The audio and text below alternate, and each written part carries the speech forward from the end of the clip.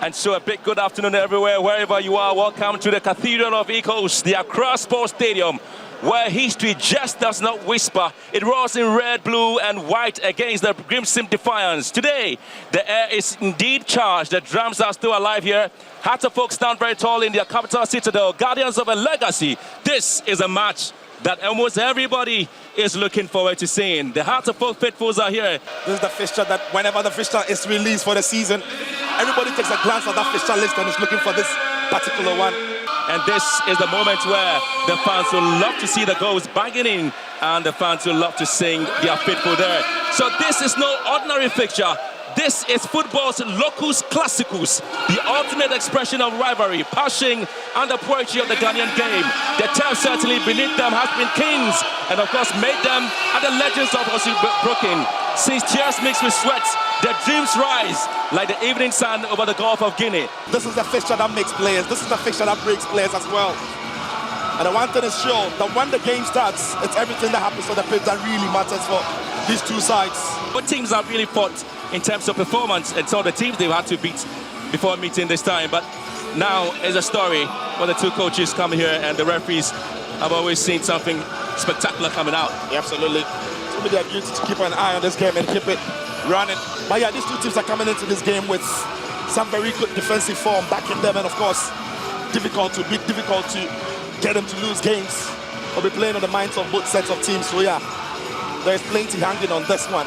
This is where he makes in two changes, where indeed Benjamin Asari continued to be the man, the safest pair of hands there. But of course, you're looking at Sibe Beifi and Ali Mohammed, all of them at the centre back there. But one of the talking points will be George Paku, and then of course Rafael Amponsa also playing a role there. Yeah, 4-3-3 straight away, as you said. It's going to be looking at those midfielders to keep Kotoko's midfield in check. Kotoko like to play with some attacking midfielders who will break into the box. So literally, if you're looking at Hearts of Folk performance, it's always been in control of midfield. They've been very, very solid in midfield as well. They like to dictate the game from the middle of the park. That's what Dramani asks of his team: defend or protect that middle of the park. Okay, Reginald Collins is the centre referee there, assisted in line 1 by Roland Ardi, and lines 2, Theophilus Akugiri and Yaba. And for Kumasi Asante Kotoko walk into this game after a fatigue 4-2 win against Karela United. Kamara keeps his place in post there, but it's Samba O'Neill who walks in to replace Ablo there. But you're looking at Hubert Jewu and, of course, Lord Dabo. All of them have played a part. Marvin Donsi really didn't come into the part against Karela, but the expectation is that he'll be able to come in very strong here.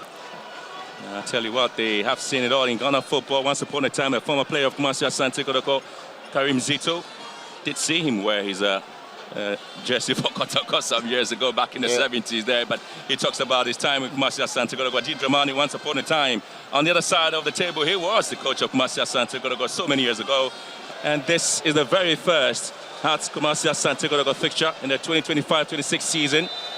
And so this is the match there. Brace yourself for a tale retold, not in words, but in movement, courage, and the timeless magic that is Ghanaian football. This is Hearts versus Kumasi Asante Kotoko. The rivalry internal, the spirit unbroken, and Kumasi Asante Kotoko already in trouble. Hearts of Folk beginning to exert their bit of presence and the authority in this game, with a bit of an injury concern there for Kotoko. Just about less than 30 seconds of the game there. A double. I was able to pick it up for Kumasi Asante Kotoko. Flag stays down. Kotoko may have a chance. Benjamin Asari comes out. Well,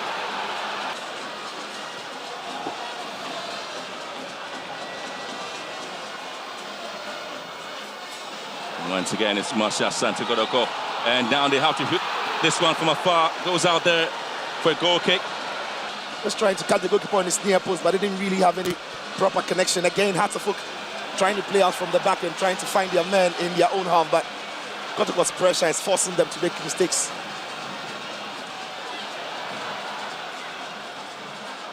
Kotoko again back with the possession. Hearts of Folk trying to regain things back again and trying to send it to the centre-back Esibe. Find support and Sari. Again, very comfortable playing at the back there, Hearts of Folk, not under any pressure at all. Now they seem to be having the confidence, hitting the balls right long. And Kotoko would have to find a way to defend this one. Just right into the part of Duku. Go play Hearts of Folk. Looking to get into the box there. Samba O'Neill with the final touch on the ball. Asiedu. Again, also giving the ball away. Both teams are struggling to keep possession. But I see it picks it up quickly there for Kumasi Asante Kotoko, charging forward on the left-hand side. Is Saka Dauda. Just keep the ball in play. Flag didn't really go up. Got it in great time. And now opportunity for Peter Midwakwa. Scored some goals there for Peter Midwakwa. Wants to go with the left there. Jewu after this one. And has to be collected beautifully there by Asari. Yeah. I mean, has been pretty much watered down with a corner kick again, floated into the box. And again, it has been recycled back into the right-hand side. Midwakwa gets a reverse of the ball there. Cuts it back beautifully. Another in-swinger. Asari goes in, and again it's been beaten. And Murphy just couldn't get to the ball. And what a chance there for Kumasi Asante Kotoko. The fans thought the ball was already at the back of the net. Yeah, it wasn't. A lovely skill there by Kotoko. Lovely ball into the box. Almost getting onto the head of his man. But Saka the Dauda. defending is great. The defending is really, really good. Saka Dauda there, just unlucky. Now, those are very much opening opportunities there for Kumasi Asante Kotoko. 2 corner kicks they have. And yet showing prowess that they want to score the very first goal here at the Accra Sports Stadium. They've always said that this is their home, and Kumasi is sometimes the home of a crowd. So very much interesting. I'm not too sure how both of them do come out with this narrative, but it's still the Porcupine Warriors with Midwakwa again with his speed, and Kumasi Asante Kotoko Jewu mistaking that one. And again, how many of those chances would Kumasi Asante Kotoko do have? Just to the half of Accra Hearts of Oak. 20 minutes already gone, and still goalless. Now Hearts of Oak working in control there. Adamu. And Sibe.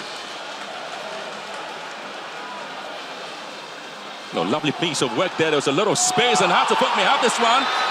But Kamara doing a good job there. Offside flag already gone up.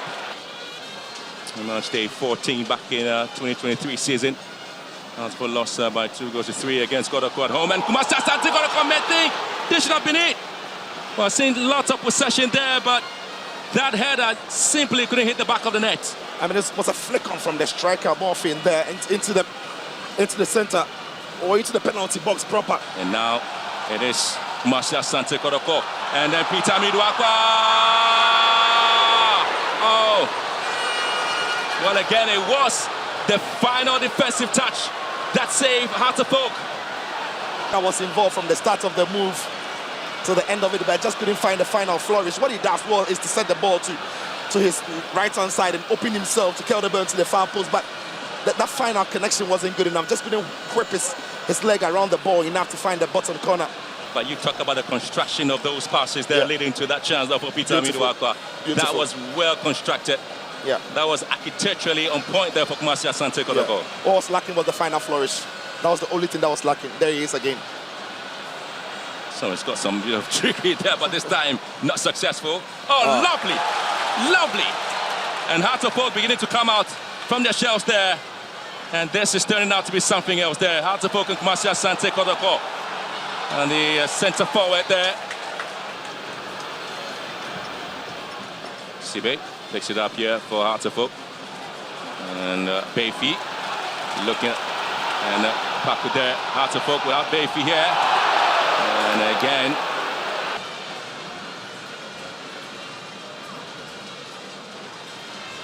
Again, Hearts of Oak have been able to control the game the way they want it. Jewu looking to pick up Accra. And always want to take his man on. Accra again goes down. It's been brought down. There's going to be a penalty call. And it's been given. Kumasi Asante Kotoko to have a penalty. Peter Midwakwa kept moving, kept moving. He was dragging his man into the box. He really wanted it. And again, Sicho, was it? Yeah, we'll see that again, but credit to Peter Midwakwa. But as soon as he got the ball into the wide area, what you don't want as a defender is that you are backpedaling, inviting your man into the box, and that is exactly what happened. Because as soon as he picked up the ball, his man there is backing up. He's backing up, and look at that, he just clips him in the back. Makwabe is really unlucky here. Look at his legs here. He's just trying to move his leg and plant it. Well, Benjamin Asari, the Black Stars goalkeeper, the Hearts of Oak man who's been keeping some clean sheet, comes out against Morphin Donsu. the Guinean international. Morifin Donsu and Asari Morifin Donsu! His very, very first goal for Kumasi Asante Kotoko. He beats Benjamin Asari, and the Porcupine Warriors have the very first goal here. It's Morifin Donsu, really, really good penalty into the top corner, hits the top corner. There's no way the goalkeeper says that he had to be cool, he had to be calm, he had to pick his spot and hit it hard. And I did indicate to you before the penalty that Kotoko really have had to win 38 of those matches here at the Accra Sports Stadium against Hartlepool. And 2 minutes about the time for Amidou Akwa getting himself into that space. And Morifin goes and talks about the handball. Well, the referee is not going to give that one. He definitely is not going to give that. Really nice to be seen. It was really a handball, came off there. That was the moment. Yeah. Was it a handball scenario? We're going to see that. Well, I think it came off the hand, body before it came off the hand. There's going to be a match where both sides will be coming into the second half. A bit hurt Hartlepool. We want to see what happens there. But that time, it is Hartlepool nil, Kumasi Asante Kotoko 1. The Giants of Ghana football, Hartlepool and Kumasi Asante Kotoko. Baba Demo is out, Frank Doku equally out, Abdul Karim in there, as well as Martin Kakari. These are the two changes there made by coach Didi Dramani this afternoon. Amwat Reginald Collins signals for the start of the second half. The battle line drawn again. And the story being told here at the Accra Sports Stadium indicate Kumasi Asante Kotoko leading by goal to nil. Can you see a goal scored in the penalty there? Well, the last time Hartlepool lost on regulation time against Kotoko in the first round and still won the Premier League. It happened in July 1979. And the last time Kumasi Asante Kotoko lost the first round league against Hartlepool and still won the Premier League was the amateur season 1993. Lifetime ago. Very long time ago. As Kotoko again have opportunity. Set Kojo here. AC base clearance. Samba.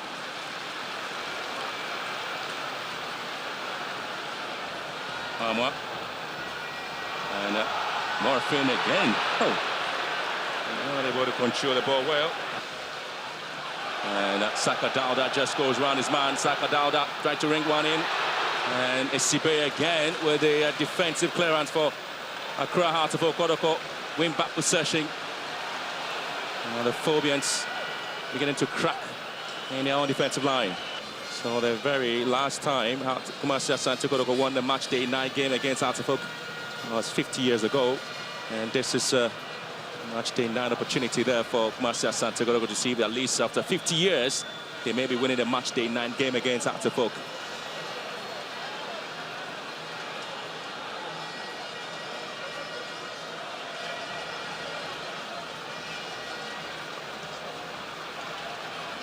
And might be looking at how many minutes we're going to do for stoppage time after seeing plenty of the players going to Ghana out to vote with the ball into the box. Now Kamara here, and he has to pick it up just on the line.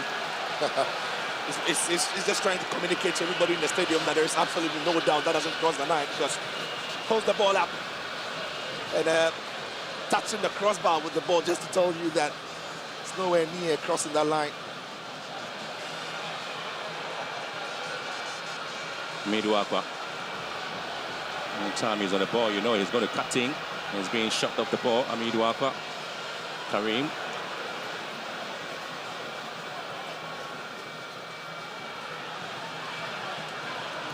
We're going 5 minutes of additional time.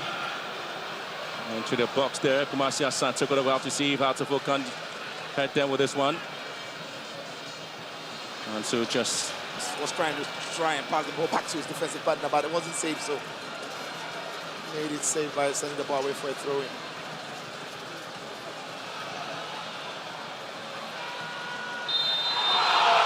Well, the flag has gone up. Flag had already gone up.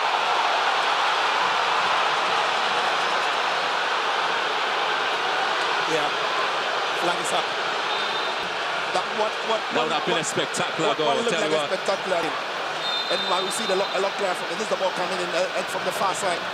As the header is worn, he's straight offside. So yeah. But the big question then would be if It was his player who got his head on the ball. It was hard to believing that they had scored there, but this is where the debate will continue. This is where the argument will be. How many of these opportunities would Hartlepool get in this particular moment and then be flagged offside? But again, you were just explaining as to, I can actually explain the shock in his face. It tells you that he felt that that would have been an equalizing goal. Well, let's see that. If the Hartlepool attacker got his head on the ball, then it's an offside. But if the Kotoko defender got his head on the ball, then that is onside. So this might be the final attack there from Accra Hartlepool to the box of Asante Kotoko.